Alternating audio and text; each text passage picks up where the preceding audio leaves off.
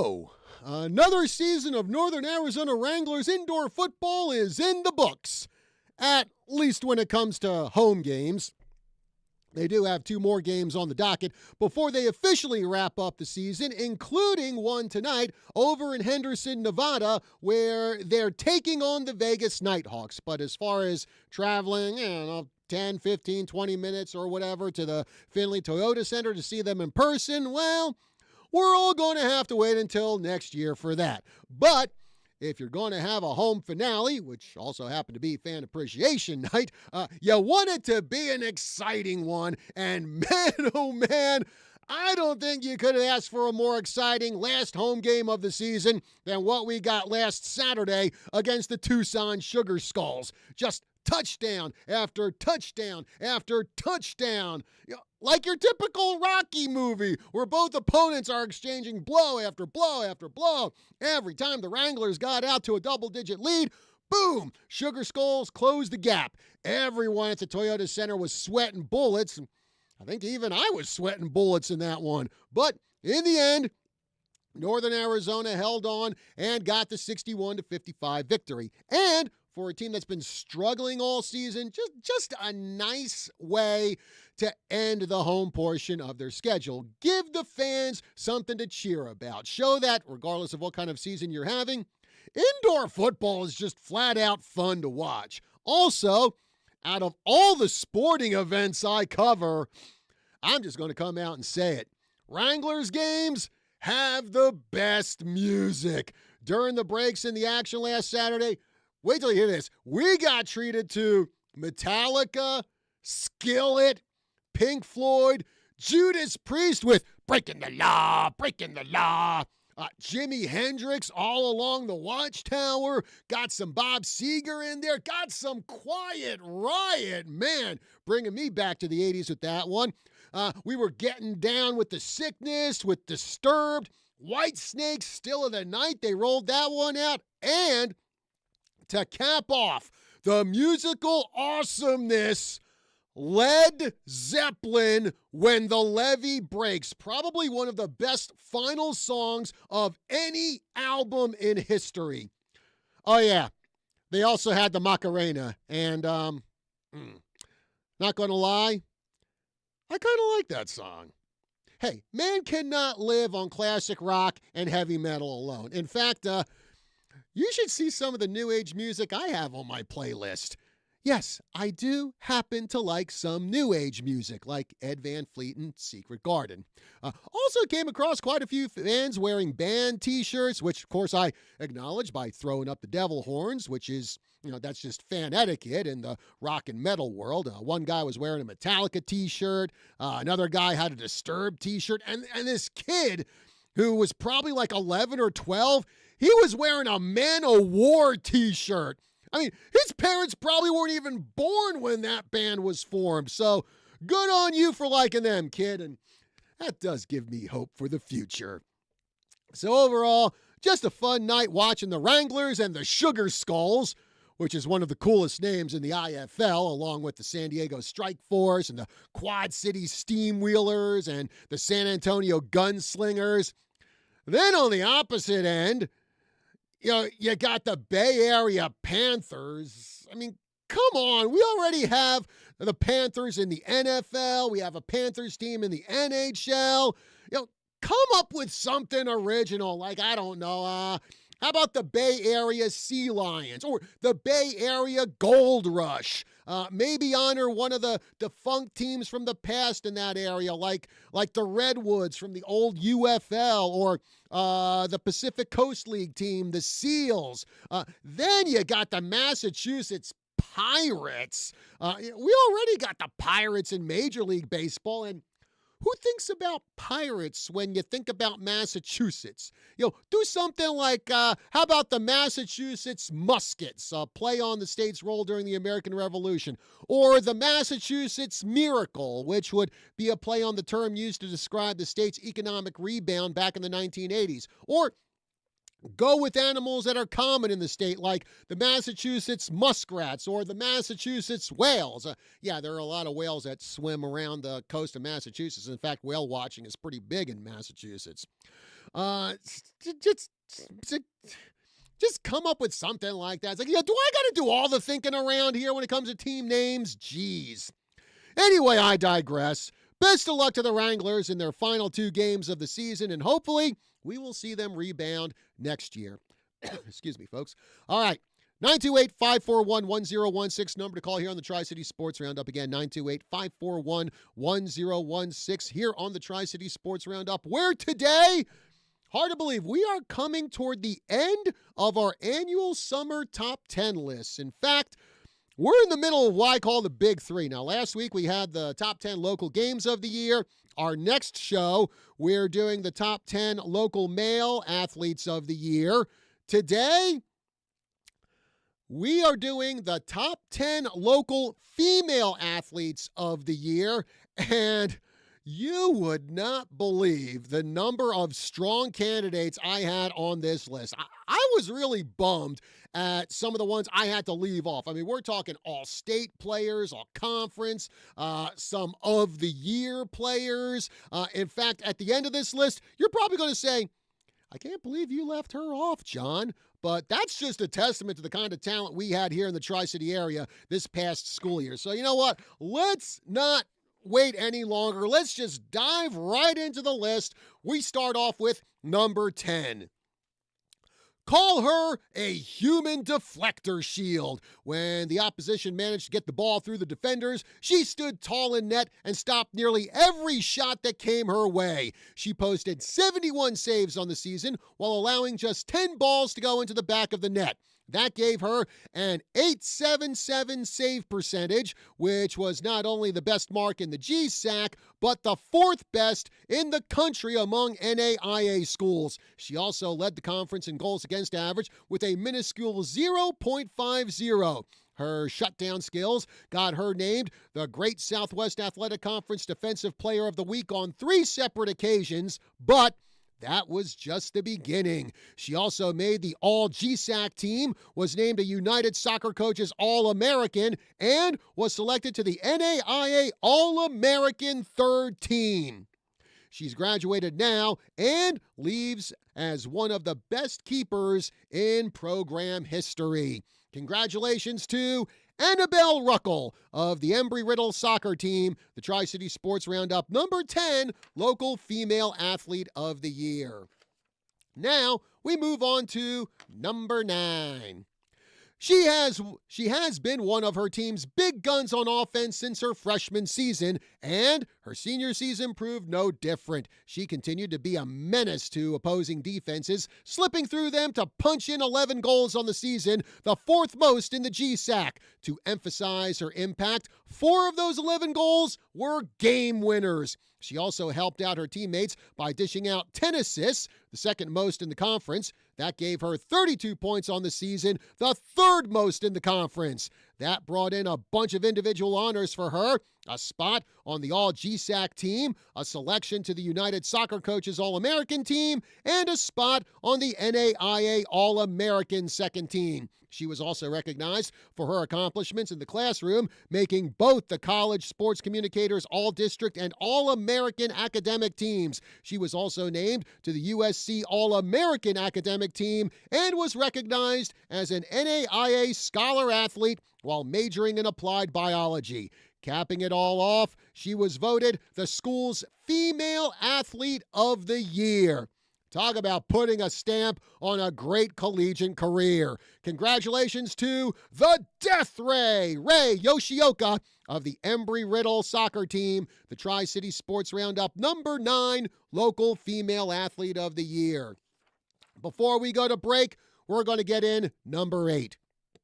She may not have scored a lot, but she helped out her basketball team in other ways. She recorded 57 steals and 34 assists on the season to go along with 41 rebounds and averaging 4.6 points per game. That got her an All-Grand Canyon Region honorable mention as she helped her team to the Elite 8 of state. But it was in track and field where she really shined. Meet after meet, she excelled at chucking the javelin, and it would culminate at the Division III state meet where she won the state championship in that event. But she wasn't done there. She got invited to the open state meet, competing against athletes from every division in Arizona, and she did more than just hold her own. She finished third in the javelin. Now, she plans on hurling that big stick for NAU. Congratulations to Riley Hobson of the Prescott track and field and basketball teams, the Tri-City Sports Roundup number 8 local female athlete of the year. All right, folks, we are just getting started with our top 10 local female athletes of the year. Who else made the list and who claims that number 1 spot for the 2024-2025 school year? Well, we're going to find out on the other side of this break as we roll on with the top 10 local female athletes of the year. We'll be back right after this.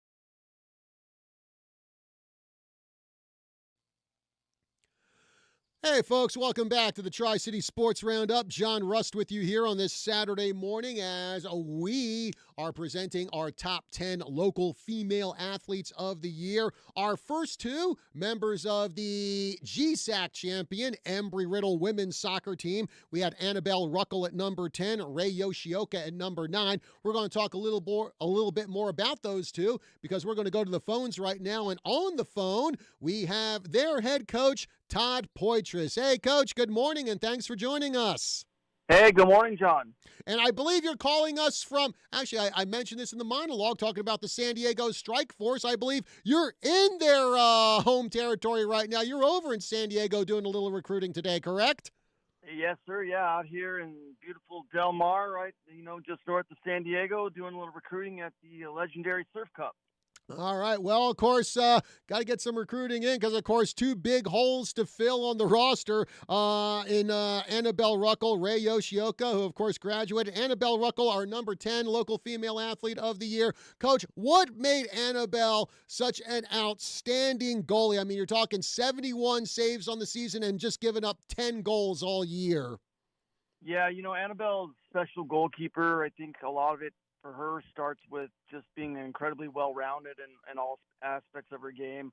She wasn't there wasn't like a weak spot where she was trying to improve on. She brought a really well-rounded experience with her, and then I think that just bred all kinds of confidence for her. So as she sat behind an All-American herself her freshman year, and then took over her sophomore year and just had a tremendous experience, was a good leader for us on the field, and always really vocal and courageous, and just did all the things we needed her to do, and came up huge in some big moments throughout the years, as you're very well aware.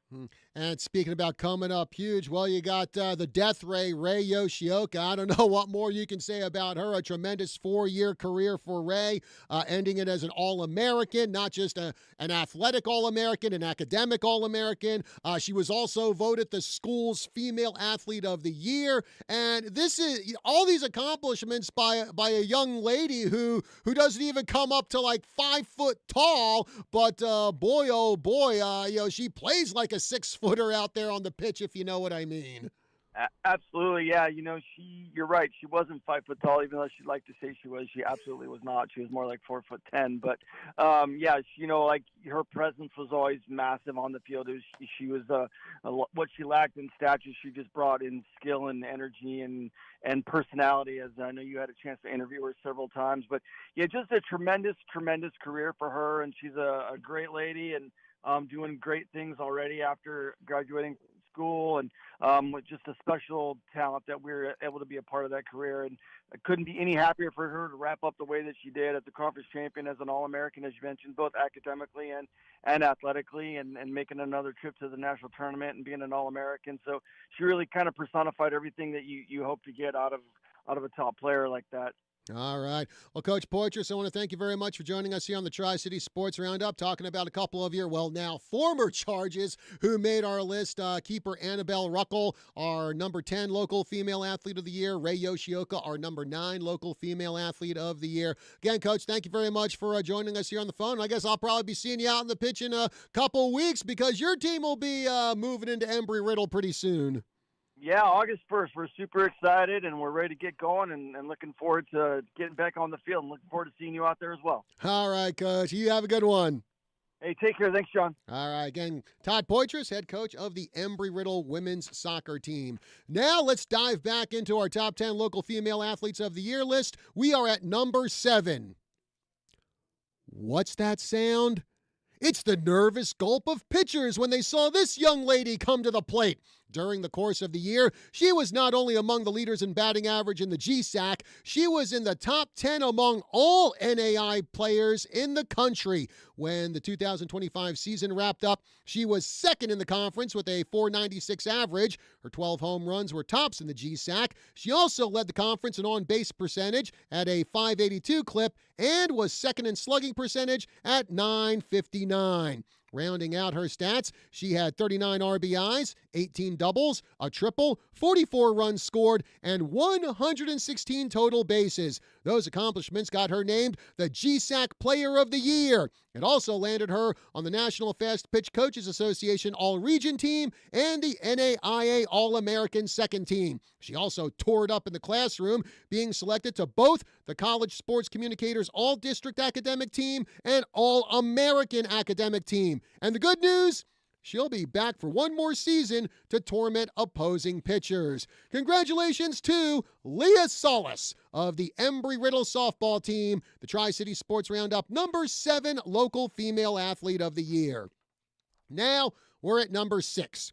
Leah Solis was not the only softball player in our area who excelled at making life miserable for opposing pitchers. This young lady also hammered the ball the entire season. She wound up leading the Grand Canyon region with a .690 batting average. She was also tops in the region in slugging percentage with a whopping 1.224 mark, and she led the region in on-base percentage at .727. She also posted 8 home runs, 28 RBIs, 7 doubles, and 12 runs scored. That got her named not only the Region Offensive Player of the Year, she was also the 4A Conference Offensive Player of the Year. But she did a lot more for her team than just swing a 10-megaton bat. She was also one of the top pitchers in the state, posting a 7-2 record with a 1.53 ERA, 144 strikeouts, the third most in the region, and 19 walks in 72 innings. No doubt we'll see these kind of stats from her next season. Congratulations to Code Red, Cody Statler of the Bradshaw Mountain softball team, the Tri-City Sports Roundup number 6 local female athlete of the year. Now, let's go back to the phones, and we are going to talk to Cody Statler's coach, and that is Matt Williams of the Bradshaw Mountain softball team. Coach Williams, good morning, and thanks for giving us a call. Morning, John. How are you? Doing okay. Well, wow. Cody Statler, I mean, yeah, a lot made of her for being not only the region, but the conference offensive player of the year, but also just a darn good pitcher. I mean, how much does it mean to you to have a player who can pitch and hit equally well? She's a big part of everything that we did, and I mean, you can't complain when she can control the circle as she does, and then swing the bat she does. It's game changing, literally. Well, talk about some of the things that Cody does to make sure that she maintains her excellence as both a hitter and a pitcher. Her work ethic is unreal. When she comes to practice, she's all business. I know she puts in tons of work. The off season, I know she's having a great summer so far. She's just continuing, and she's healing up from a little bit of an injury. But even with that injury, there was nobody more focused at practice. You know, she'd come to me, "Hey, coach, I need to work on this," and her focus and work ethic, and it's just it's unsurmountable. And I believe even as a junior, she already made a commitment to college. Yeah, she's verbally committed to Tarleton State University in Texas. All right. Well, Coach Williams of the Bradshaw Mountain softball team, I want to thank you very much for joining us here on the Tri-City Sports Roundup, giving everyone a little more info on our number 6 local female athlete of the year, and that is Cody Statler. Coach, again, thanks very much for the call. Not a problem. Thank you, John. All right. Matt Williams, head coach of the Bradshaw Mountain softball team. Let's keep on rolling here. We're at number 5. She was like a one-woman artillery barrage, and an accurate barrage at that. Lots of balls would go up, and lots of balls would come down through the hoop. By the end of the season, she led the Grand Canyon region in scoring with an average of 19 points per game. All those points pushed her past a 1,000-point plateau for her career. She also helped out her team by recording 74 rebounds, 65 steals, 56 assists, and 3 blocks. It came as no surprise when she was named the Region Offensive Player of the Year. It also came as no surprise when she landed on the All-4A Conference second team while leading her squad to an appearance in the Elite 8 of state. We'll get to see her put up gaudy numbers on the hardwood for one more season. Congratulations to Addie Cadabra, Addie Presciandero of the Prescott basketball team, the Tri-City Sports Roundup number 5 local female athlete of the year. Up next, number 4.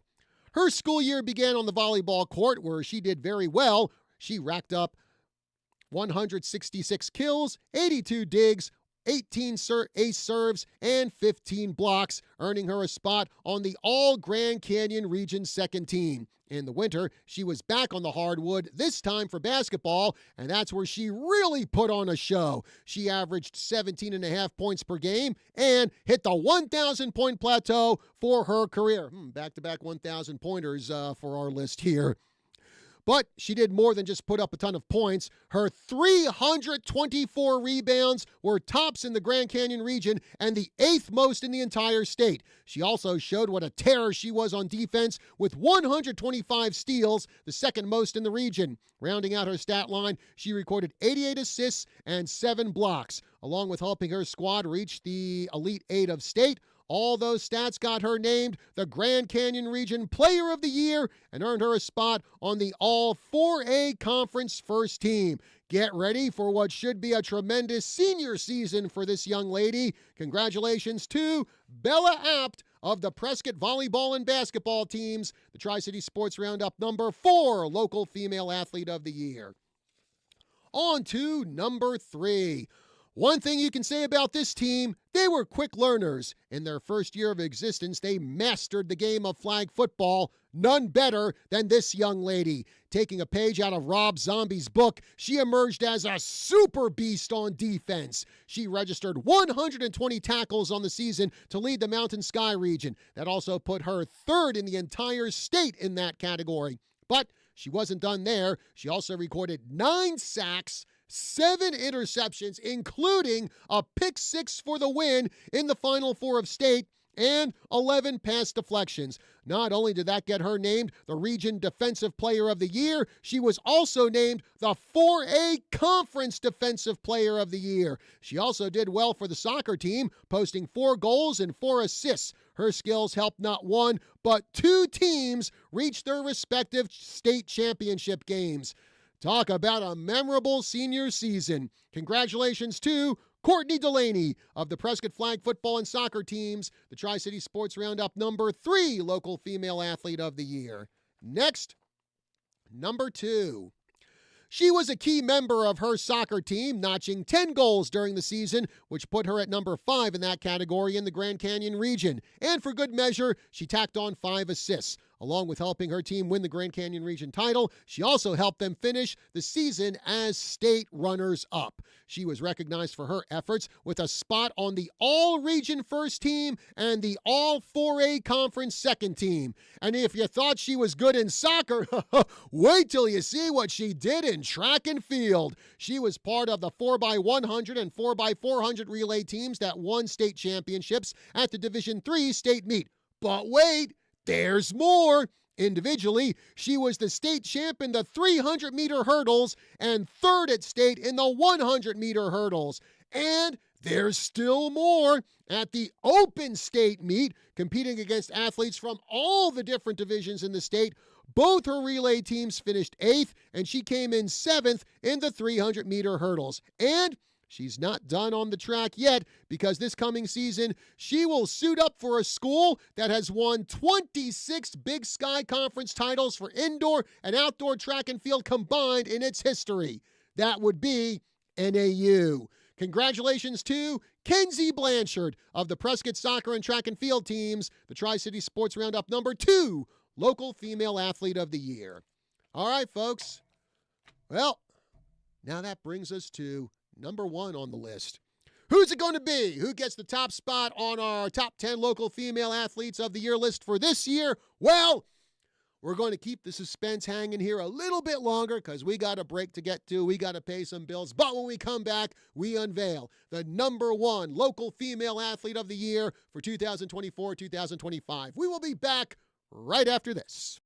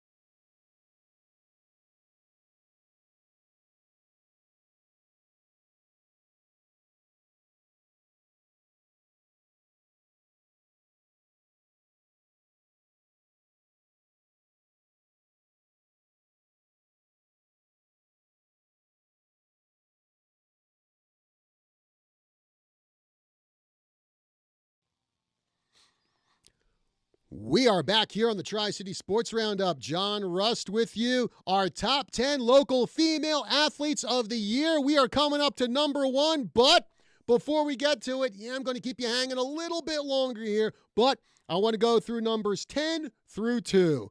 Number 10 on the list, Annabelle Ruckel from Embry-Riddle Soccer. Number 9, Ray Yoshioka, also from Embry-Riddle Soccer. Number 8, Riley Hobson of the Prescott basketball and track and field teams. Number 7, Leah Solis of Embry-Riddle Softball. Number 6, Cody Statler from Bradshaw Mountain Softball. Number 5, Addie Prisciandero from Prescott basketball. Number 4, Bella Apt from the Prescott volleyball and basketball teams. Number 3, Courtney Delaney from the Prescott flag football and soccer teams. Number 2, Kenzie Blanchard from the soccer and track and field teams. And now, number 1. 2 years ago, a serious lower body injury put her athletic career in doubt. If anything, she came back from that injury better than ever, and boy, did she prove that in her senior year. On the pitch, she powered the offense with 15 goals, the 4th most in the Grand Canyon region, and chipped in 5 assists to help her team win the region title and finish as state runners-up. She also took home the Grand Canyon Region Player of the Year award and nailed down a spot on the All-4A Conference second team. And all that was just a warm-up to what she did with the track and field team. She joined our number 2 female athlete of the year, Kenzie Blanchard, to win the state championship in both the 4x100 relay and the 4x400 relay at the Division III state meet. Then she went solo and brought home 2 more state championships, one in the 200-meter dash and the other in the 800-meter run. She also excelled at the open state meet with 8th place finishes in both the 4x100 and 4x400 relays and 6th place finishes in the 400-meter dash and the long jump. If you look at the all-time record board for girls track and field at her school, her name dominates it. Now, she's looking to dominate the track at her new school, the Colorado School of Mines. Congratulations to Violet Williams of the Prescott Soccer and Track and Field teams, the Tri-City Sports Roundup 2024-2025 number 1 local female athlete of the year. Now, let's go to the phones, talk a little bit more about our number 1 local female athlete of the year. And also, well, since they are also part of the track and field teams, we'll talk about the number 2 local female athlete of the year, Kenzie Blanchard, a number 8 local female athlete of the year, Riley Hobson. We're going to do that all with Michael Zeminski. He is the head coach of the Prescott track and field team. Hey, Coach, good morning, and thank you for joining us. Good morning, John. Good to be here.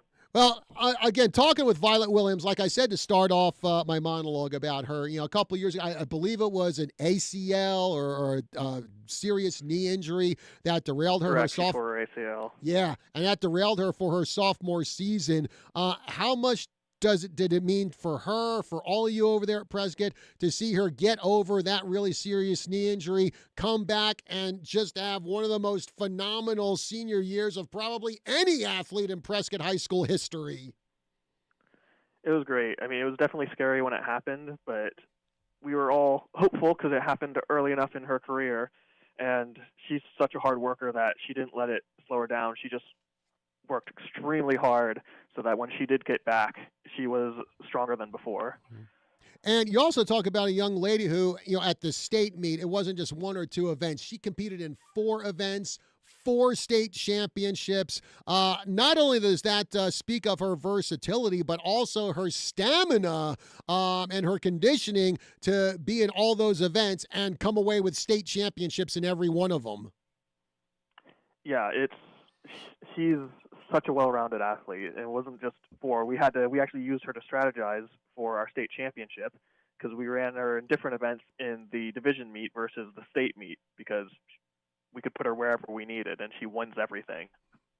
Yeah, because in the open state meet, you had her do the long jump, which I barely remember her even taking part in the long jump. Usually I'm thinking about her in the relays and the runs, but she came in 6th in the long jump at the open state meet. Yep, we substituted her out of the 800 for the long jump in state because she auto-qualified for that in the one meet she did it. But we needed her points for the 800 because that's who our competition was in the divisional. So she went and dominated the distance race that she never runs in division, then did it again for a different event that she hardly does in state. Yeah, and now we're going to see her, I'm sure, do really good things up at Colorado School of Mines. Just talk about how much it means for her to get that opportunity to compete at the collegiate level now. Yeah, it'll be great. She's probably going to be a heptathlete, which is something I was hoping for her the whole time, which will be a lot of fun. It'll keep her super busy, and she's going to be amazing. All right. And then, of course, you had two other of your athletes make our top 10 local female athlete of the year list. Coming in at number 2 is Kenzie Blanchard, who also, like Violet, was phenomenal on the soccer field as well. But then you got her on track and field, and she was also with Violet for the 2 relay state championships. Also won an individual state championship herself in the 300-meter hurdles, and had a pretty good finish there in the 100-meter hurdles as well. So what is it about Kenzie that makes her such a phenomenal athlete? Just another really competent athlete, and she really, since last summer after her junior year, she really committed to hurdling, and she put in a ton of work, and some of the most improvement I've seen in the course of a year out of any athlete. And she went from competitive to dominant. And I think the one thing here, and this is one of the reasons why I like to promote being a multi-sport athlete, because, I mean, not only was she great in track and field, she was great in soccer. I mean, she was an all-conference selection for soccer, scored 10 goals. And I would imagine that, well, along with a lot of track and field teams at colleges from all over the place looking at her, she probably had quite a few college soccer coaches looking at her too. So it goes to show when you're a multi-sport athlete, that just opens up way more doors for you when you're trying to make your decision on what college to go to and maybe what sport to compete in. Yeah, she definitely did. We talked about that a couple times, and she was on the fence between soccer and track for a long time because she did have offers in both. So she ultimately chose track, which makes me happy. But yeah, she had a lot of options. And also, not only is she going to college for track and field, but she's going there at the D1 level, and not just at the D1 level, but kind of like I said in my read-through, Kenzie's going to a school, NAU, that has one of the best track and field teams in the entire country. So, again, that speaks a lot to her ability. Oh, yeah, for sure. And then you also have Riley Hobson, another two-sport athlete who, of course, did a phenomenal job for you at the javelin, winning the state championship there. She was our number 8 local female athlete of the year. So what was it about Riley that made her so strong in javelin this year? She was another one where she started out as my first heptathlete. I've been trying to build up our multis team, and then she fell in love with javelin and dialed in on that. And she's been putting in a ton of work these last couple years, and she worked her way all the way up to 3rd in state overall, like all of Arizona. Yeah. So she was actually our highest placing athlete at state. Yeah, in fact, I was going to say, I mean, did a great job at the Division III state meet, but then open state. And again, you're talking about athletes from every division across the state. So just your thoughts on what it was like for you to see her stand at that podium, number 3, among the best of the best in the entire state. It was so exciting. We knew she could do it. It was one of those things where we see her do it in practice, and she can do it every now and then at practice. And it was just one of those days, finally everything came together at the meet where she put what she needed to together and got all the throws she needed. And huge PRs, placed great, and it was a really good meet. And she'll actually be joining Kenzie Blanchard up at NAU for the track and field team there. Now, I talked to her during graduation. She says, yeah, she plans to try and walk on with NAU this coming season. Yeah, she was hesitant. I'm glad she's doing that because her marks weren't quite where she thought she needed them, but then at state she got what she needed. So I'm pretty confident she'll be on the team there as well. All right. Well, Michael Zeminski, head coach of the Prescott track and field team, want to thank you very much for joining us here on the Tri-City Sports Roundup, talking about 3 of your athletes who made our top 10 local female athletes of the year list. Riley Hobson at number 8, Kenzie Blanchard at number 2, and our number 1 local female athlete of the year, Violet Williams. Coach, again, thank you very much for calling us. You have yourself a great day. You too. Thanks, John. All right, folks. Well, we're coming up to the last few minutes on the show here, and a little announcement. We are going to have a best of show on the Tri-City Sports Roundup next week because in about 4 minutes from now, I officially start my vacation. I will be gone for the week, and certainly looking forward to this vacation because Wednesday, I'm actually getting together with Matt Hinshaw from the Lee's Alive show. We're heading down to Phoenix.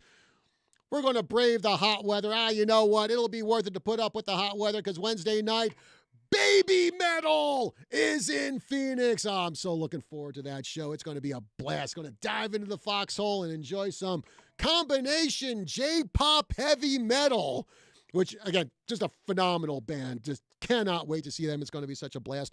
Also, next week when we got the Best of show here on the Tri-City Sports Roundup. If you want to see me in person next Saturday and Sunday, I'm going to be up at Pine Ridge Marketplace, formerly the Gateway Mall.